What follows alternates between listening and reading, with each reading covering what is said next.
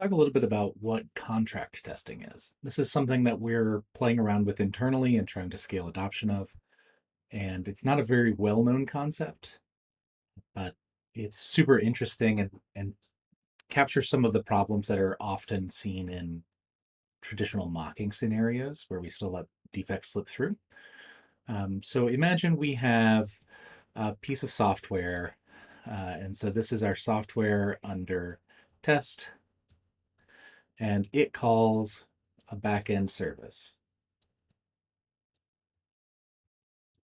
So traditionally, the way that we would do this is we would have a mock, and software under test would read and write to the mock during testing.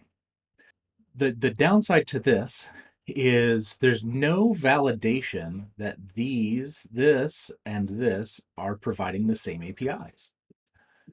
So the thing that that contract testing provides is it links things like this.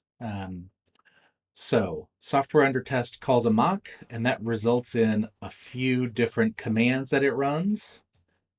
And we assert some results on the output.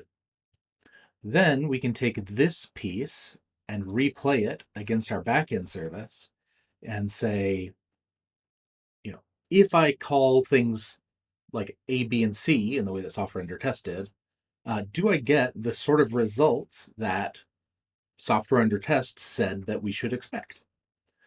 And this closes that gap where the thing that we're testing against our mocks are not real for the backend service.